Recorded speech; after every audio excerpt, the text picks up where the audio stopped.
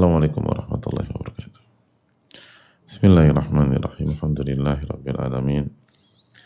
Wa bihi nasta'in ala umuri dunya wa din, wassalatu wassalamu ala asyrafil anbiya wal mursalin wa ala alihi wa sahbihi ajma'in, wa ba'd. Allahumma inna nas'aluka ilman nafi'a wa na'udzubika min ilmin la yanfa'.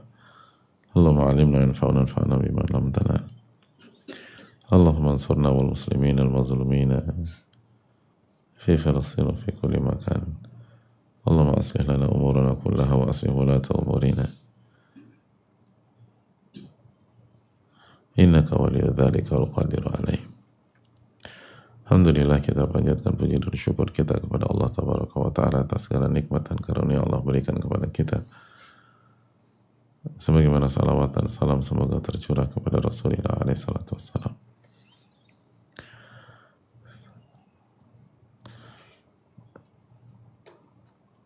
Kita meminta kepada Allah dengan nama-nama yang husna dan sifat-sifat yang maha mulia dan tinggi.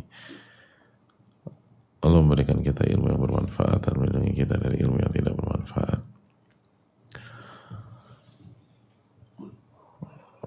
Allah tolong kita dan saudara-saudara kita khusus yang terzalimi di Palestina dan berbagai macam tempat. Dan Allah perbaiki urusan-urusan kita dan urusan pemimpin-pemimpin kita. Allah Subhanahu wa Ta'ala Maha berkuasa atas segala sesuatu.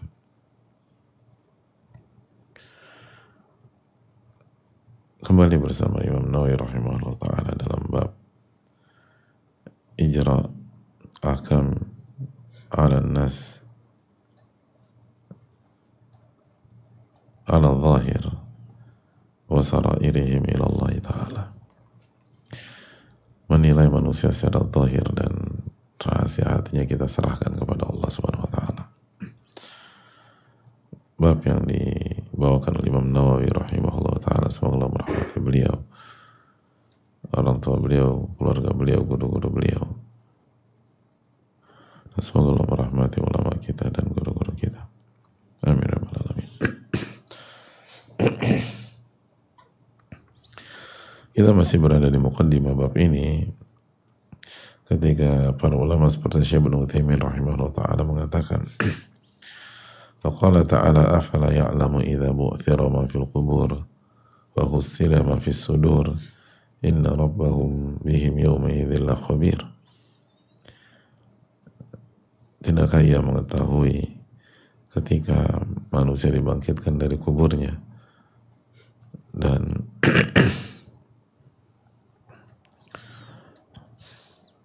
wa hussila ma fis sudur, dan apa yang ada dalam hatinya diperlihatkan sehingga terlihat secara jelas dan gamblang. Ketika tidak ada lagi rahasia, fasara sirru alaniyah, seluruh rahasia menjadi terang-terangan, wal batin zahira, dan hal-hal yang membatin itu menjadi gamblang dan nampak.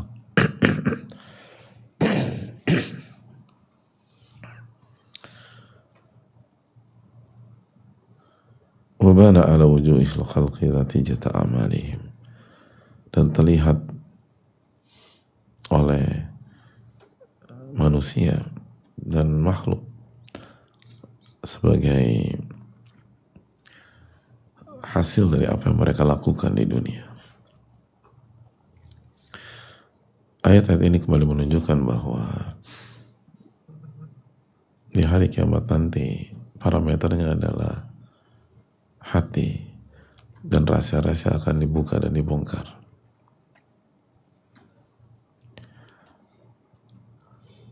Maka ulama mengatakan, fahris ya akhi ala taharati qalbika qabla taharati jawarihik. Bersungguh-sungguhlah dalam membersihkan hatimu sebelum membersihkan anggota tubuhmu. Bersungguh-sungguhlah dalam membersihkan dan menjadikan hati kita bersih dan suci sebelum kita memperhatikan fisik kita, membersihkan fisik kita dan tampil elegan atau tampil cantik di dunia. Kenapa? Karena ini tolak ukur. Di akhirat khalidina fiha abada, akhirat yang kekal selama-lamanya. Kam min insanin yusalli wa yasum wa yatasaddaq wa yahujj lakinna qalbahu fasid. Ulama mengatakan betapa banyak orang yang sholat, orang yang puasa, orang yang berinfak dan bersedekah, orang yang berhaji, tapi hatinya buruk, hatinya kotor. Lakinna qalbahu fasid, hatinya rusak. Dan ulama mengatakan betapa banyak orang seperti itu.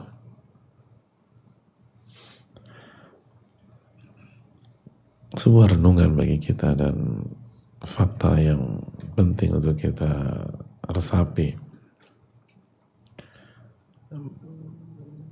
Banyak orang tidak mempedulikan rahasia-rahasia hatinya, dan ia pikir itu aman di dunia maupun di akhirat.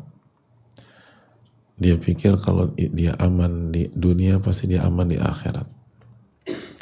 Kalau nggak ada yang tahu di dunia, maka nggak ada yang tahu di akhirat. Kalau dia bisa menyembunyikan skandalnya di dunia, dia bisa sembunyikan itu di akhirat. Kalau dia bisa tutup-tutupi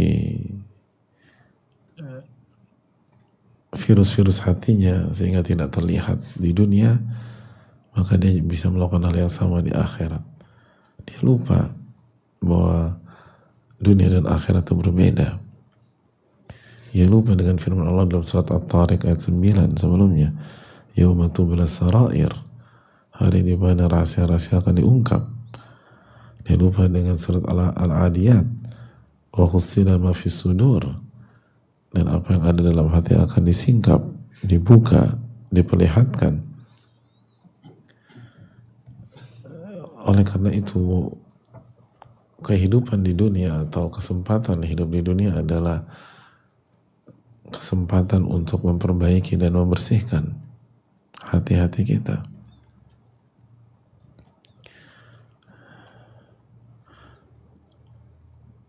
Sebelum terlambat, waktunya membersihkan hatinya sekarang, bukan nanti ketika udah meninggal, bukan di dalam kubur atau di saat dibangkitkan.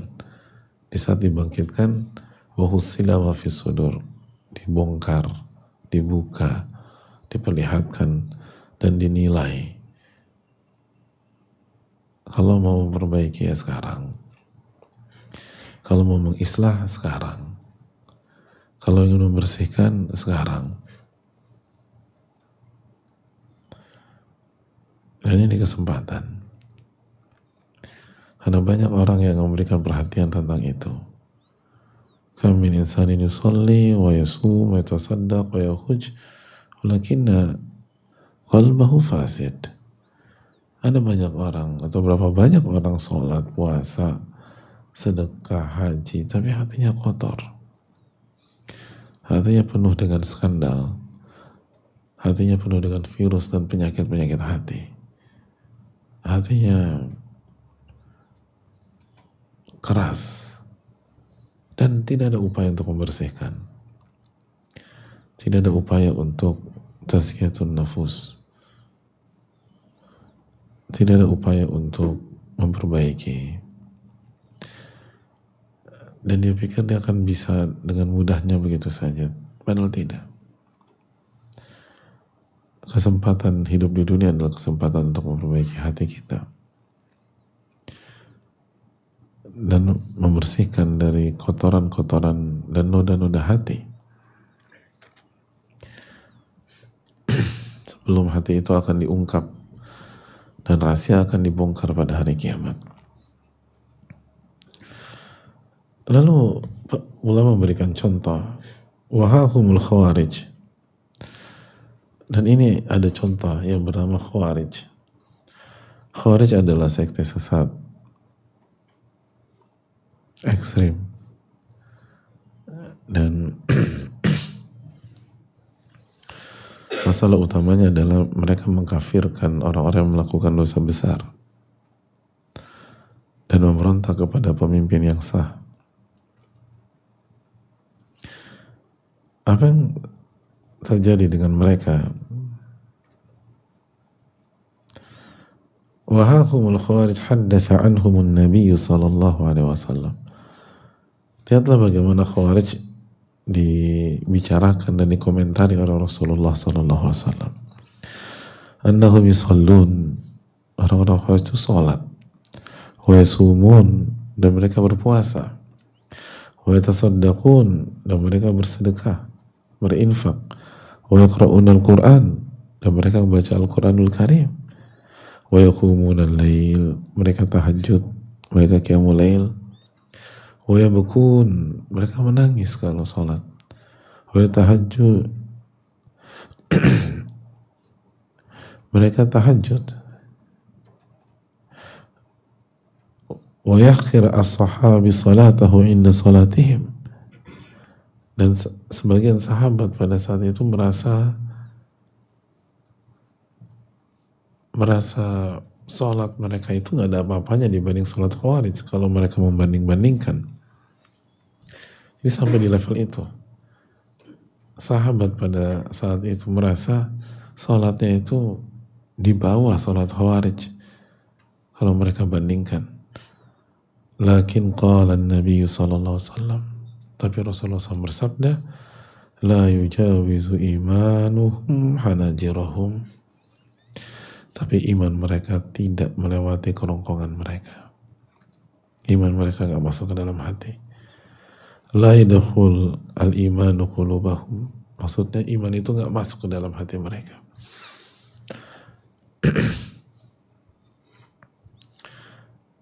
Gak masuk, gak melewati tenggorokan, gak masuk ke dalam hati. Padahal sholat, puasa, baca Al-Quran, tahajud, qiyamul lail.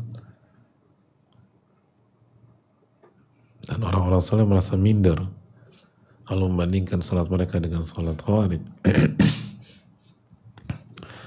Tapi la yujawizu imanuhum hanajirahum, tapi iman mereka nggak melewati kerongkongan mereka, nggak masuk ke dalam hati. Ini yang menjadi PR besar bagi kita. Masalah tidak semudah yang kita pikirkan dan masalah tidak sesimpel yang kita bayangkan.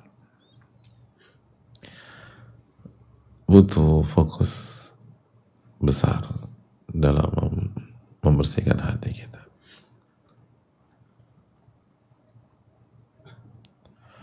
Butuh upaya yang terus-menerus.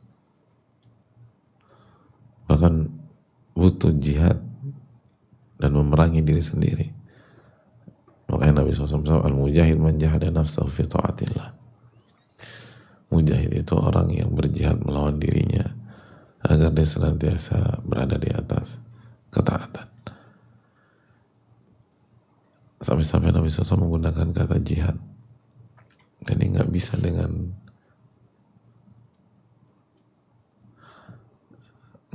hanya dengan santai merubah hati itu. Nggak bisa setengah-setengah.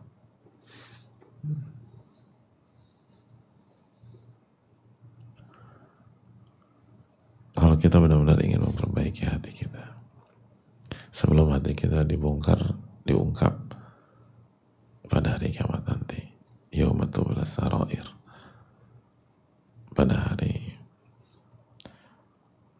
rahasia-rahasia itu dibongkar oleh Allah Subhanahu wa Ta'ala. Maka ini yang perlu kita renungkan dan yang perlu kita rasapi, hadirin. Dan jangan pernah berpikir bahwa kalau zahir itu baik, otomatis hatinya baik. Itu pelajaran mahal. Tapi kalau hati baik, pasti zahir baik. Idza saluhat saluhal jasadu kullu. Kalau hati baik, seluruh anggota badan baik. Tapi kalau zahir baik, belum tentu hati baik. Itu kaidah. Kalau hati kita baik, anggota badan kita akan baik. Zahir akan baik. Tapi kalau zahir atau anggota badan baik, hati belum tentu baik. Bisa baik atau bisa munafik. bisa seperti orang Khawarij. Maka ini yang perlu kita tanamkan bersama, dan jangan cepat puas dengan prestasi zahir kita. Jangan bereuforia dengan pencapaian zahir kita, belum menunjukkan apapun. Karena zahir yang baik dan terlihat oke, terlihat berprestasi, belum tentu hatinya berprestasi. Dan sejarah telah membuktikan orang-orang itu ahli ibadah papan atas, jago, bacaannya oke, sholatnya luar biasa. Saya ternyata beda antara zahir dan batin. Jadi mereka ahli ibadah terlihat sebagai ahli ibadah. Saya bukan ahli ibadah sejati. Kalau itu terjadi di zaman para sahabat, lalu bagaimana dengan zaman ini? Zaman para sahabat itu sebaik-baik generasi. Khairun nasi qarni, thumma alladhina yalunahum, thumma alladhina yalunahum. Sebaik-baik manusia adalah generasiku, lalu generasi berikutnya, lalu berikutnya. Kalau itu terjadi di generasi terbaik, lalu bagaimana dengan generasi kita? Coba kita renungkan hadirin, dan kita perbaiki hati kita dan batin kita, sehingga Allah SWT memberikan batin dan zahir yang berkualitas. Ini yang bisa disampaikan, semoga bermanfaat. Wassallallahu sallam Muhammad. Kita akan lanjutkan di pertemuan yang akan datang. Subhanallah, la ilaha illa anta, astaghfiruka wa atubu ilaik. Assalamualaikum warahmatullahi wabarakatuh.